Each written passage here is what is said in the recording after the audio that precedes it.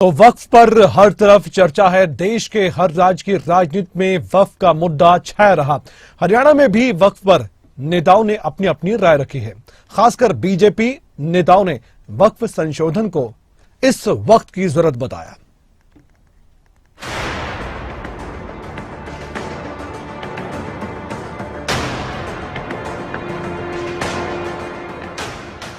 संसद में वक्फ संशोधन बिल पर फुल राजनीति देखने को मिली। अपनी अपनी बात के साथ नेताओं ने बातों के खूब पुल बांधे। विपक्ष आलोचना करता रहा, सत्ता पक्ष जोशीले अंदाज में जवाब देता रहा। हरियाणा के नेताओं ने भी वक्फ की चर्चा में अपनी आहुति डाल ही दी। हरियाणा बीजेपी के अध्यक्ष मोहनलाल कौशिक और हरियाणा बीजेपी के प्रभारी सतीश पुनिया ने विपक्ष को खूब नसीहत दी। मोहनलाल कौशिक ने कहा कि वक्फ संशोधन बिल समय की जरूरत है।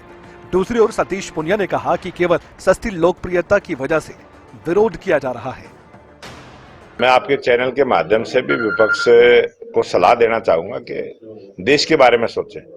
और ये प्रकृति का नियम है, प्रकृति भी सुधार करती रहती है। सुबह का समय कुछ और होता है, शाम का समय और होता है, दोपहर का समय और होता है। और आज समय की जरूरत है।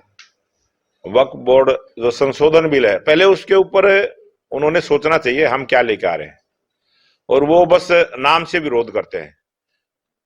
उन्होंने काम का आकलन करना चाहिए, उस संविधान की जो प्रक्रिया है उसका आकलन करना चाहिए, और उसके बाद उन्होंने अपनी बात को कहना चाहिए। उन्होंने एक परिवार को खुश करने के लिए, एक परिवार की खुशी के लिए इस प्रकार से लोकसभा में आचरण करना, लोकसभा में हंगामा करना, लोकसभा में दूसरे की बात को ना सुनना, ये विपक्ष की आदत बन गई है। विपक्ष का कुल मिलाकर नियत यही है, उनका धर्म यह है कि देश में जो सार्थक कानून है, देश में जो इस तरीके की नीतियां हैं, उनका विरोध करना। तो ये उनका एक अपना एजेंडा है। सरकार पर इसका कोई असर नहीं है।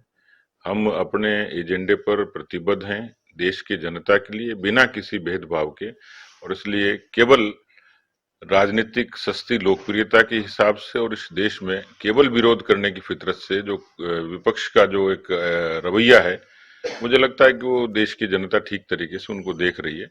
इसलिए भारत की सरकार मोदी जी के नेतृत्व में नीतियों से मुझे लगता है कि एक अच्छी नीतियों से प्रेरित होकर इस देश को एक अच्छे कानून देना चाहती है, जिसमें न कोई जाति का, न कोई पंथ का, न कोई मजहब का इशू है। ये केवल सबके देश का एक एजेंडा है भारत का कि ठीक तरीके से यहाँ पर इस तरीके की व्यवस्थाएं हों जिससे लोगों को भारत के जो 140 करोड़ देश हैं उनकी सहूलियत कैसे हो। दूसरी ओर हरियाणा के राज्य मंत्री गौरव गौतम भी सामने आए। उन्होंने कहा कि कांग्रेस हमेशा अच्छे काम का विरोध करती है, और साथ ही गौरव गौतम ने कांग्रेस को लेकर भविष्यवाणी तक कर दी और ये भी कह गए कि कांग्रेस का दिवालियापन आने वाला है।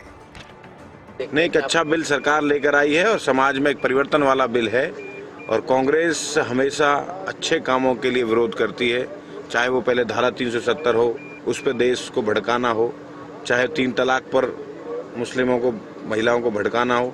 ये इस प्रकार के विपक्ष जिस प्रकार की कांग्रेस करती रहती है, मुझे लगता है इसका दिवालियापन आने वाला है। अब हरियाणा के मुख्यमंत्री नायब सैनी की भी बारी थी।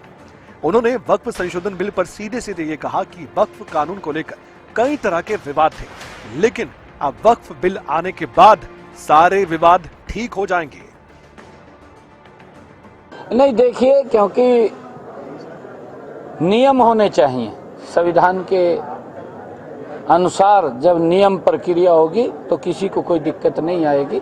और उस नियम प्रक्रिया के अंदर जो वक्फ बिल आया है, क्योंकि कई प्रकार के डिस्प्यूटेड इसके अंदर थे, अब वक्फ बिल आने के बाद वो कोई डिस्प्यूट नहीं रहेगा, सारे डिस्प्यूट ठीक होंगे।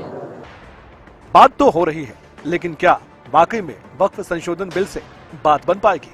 क्या वाकई में विवाद सुलझ पाएंगे? ये वक्फ लागू होने के बाद आने वाला वक्त बताएगा। दिल्ली से राजा पटेल, करनाल से हिमांशु नारंग और पानीपत से प्रदीप रेड्डू, खबरें अभी तक।